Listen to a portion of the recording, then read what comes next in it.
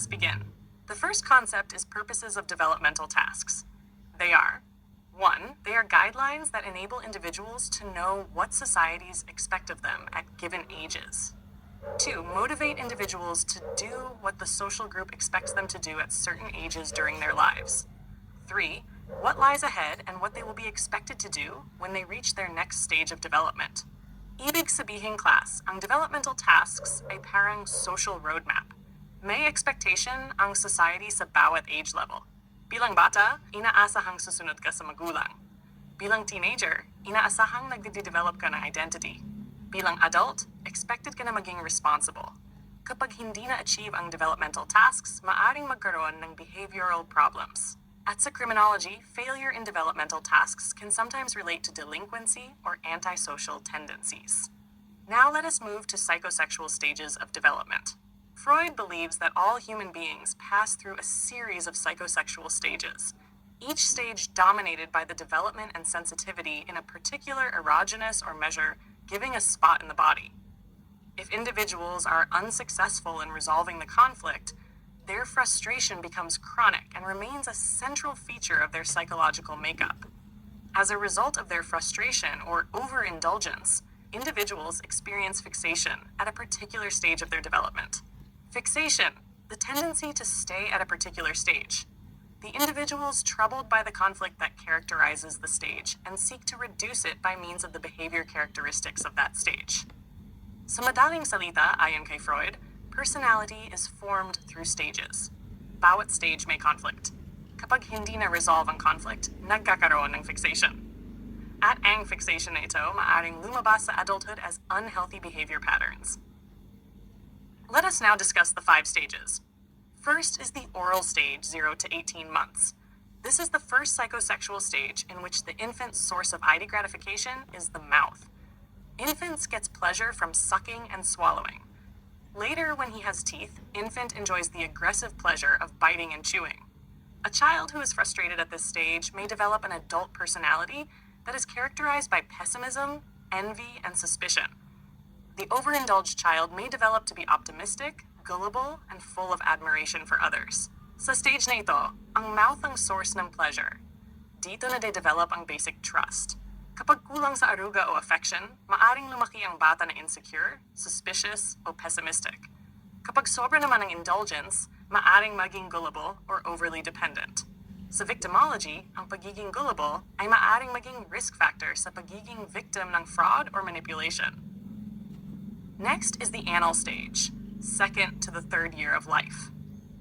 When parents decide to toilet train their children during anal stage, the children learn how much control they can exert over others with anal sphincter muscles. Children can have the immediate pleasure of expelling feces, but that may cause their parents to punish them.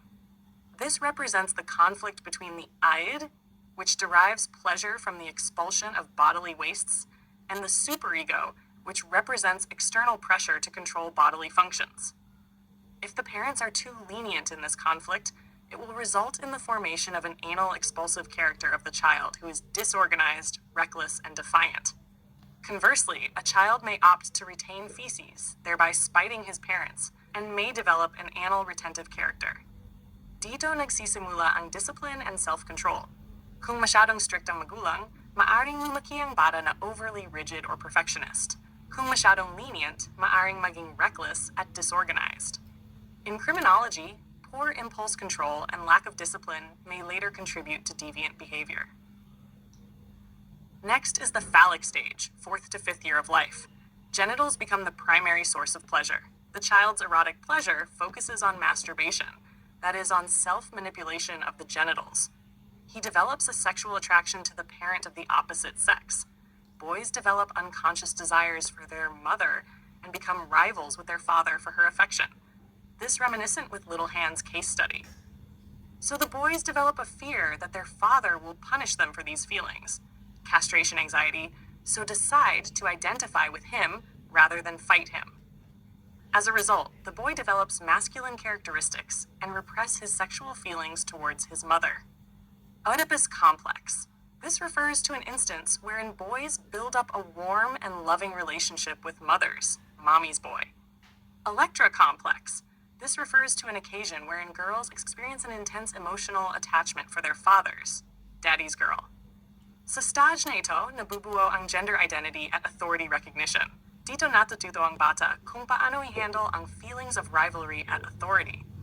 Kapag hindi healthy ang resolution, maaring magkaroon ng authority issues or relational conflicts later in life. Next is the latency stage, 6th year of life to puberty. Sexual interest is relatively inactive in this stage. Sexual energy is going through the process of sublimation and is being converted into interest in schoolwork, riding bicycles, playing house, and sports. Sa latency stage, ang focus ng bata ay academics, friendships, and skill development. Ito ang stage ng socialization. Kapag healthy ang social environment, nababawasan ang risk ng juvenile delinquency. Finally, the genital stage, from puberty onwards, is characterized by maturation of the reproductive system, production of sex hormones, and reactivation of the genital zone as an area of sensual pleasure. The adolescent may openly express his libidos toward member of the opposite sex. But for the first time, the underlying aim of sex instinct is reproduction. Ito na ang mature sexuality stage. Ang unresolved conflicts from earlier stages maaring lumabas dito bilang unhealthy relationships or deviant behavior. Now let us discuss Freud's two basic instincts. Eros. This is named after the Greek god for love. Eros includes the sex drives and drive, such as hunger and thirst. Thanatos. This is named after the Greek god of death. This includes not only striving for death, but also destructive motives, such as hostility and aggression. These drives highly influence a person's personality. Ibig sabihin, may life instinct at may death instinct ang tao. Ang aggressive crimes maaring ma-associate sa dominance ng destructive drives. Next, psychoanalytic approach. Psychoanalytic approach argues that people's unconscious minds are largely responsible for important differences in their behavior styles. This theory emphasizes childhood experiences as critically important in shaping adult personality. This theory was initiated by Sigmund Freud. Sa madaling salita, hindi lahat ng behavior ay conscious choice. Maraming unconscious factors, tulad ng trauma at repression, ang naka-impluensya sa personality. Now let us discuss the structure of personality, tripartite personality. The structure of personality, according to Sigmund Freud, is made up of three major systems: the ID, the ego, and the superego. Behavior is always the product of an interaction among these three systems. Rarely does one system operate to the exclusion of the other two. ID allows us to get our basic needs met. Freud believed that the ID is based on the pleasure principles. Ego, as the child interacts more with the world, the ego begins to develop. The ego's job is to meet the id, whilst taking into account the constraint of reality. The ego acknowledges that being impulsive or selfish can sometimes hurt us, so the id must be constrained. Reality principles. Superego, conscience of man. It is generally believed that a strong superego serves to inhibit the biological instinct of the ID, whereas a weak superego allows the ID more expression, resulting in a low level of guilt. It internalizes societal and parental standards of good and bad, right from wrong behaviors. Sa criminology perspective, kapag weak ang superego at dominant ang ID, mas mataas ang possibility ng criminal acts dahil mababa ang guilt at conscience. Lastly, levels of awareness. Topographical model by Sigmund Freud. The conscious level. It consists of whatever sensations and experiences you are aware of at a given moment of time. The preconscious level. This domain is sometimes called available memory and encompasses all experiences that are not conscious at the moment, but which can easily be retrieved into awareness, either spontaneously or with a minimum of effort. The unconscious level. It is the deepest and major stratum of the human mind. It is the storehouse for primitive instinctual drives, plus emotion and memories that are threatening to the conscious mind that they have repressed, or unconsciously pushed into the unconscious mind. Ang unconscious mind ay maaring naglalaman ng repressed trauma. Sa victimology, maraming victims ang unconsciously nagre-repress ng traumatic experiences.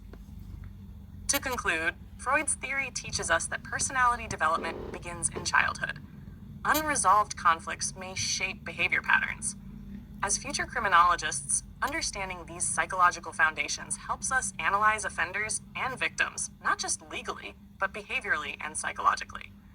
That ends our lecture.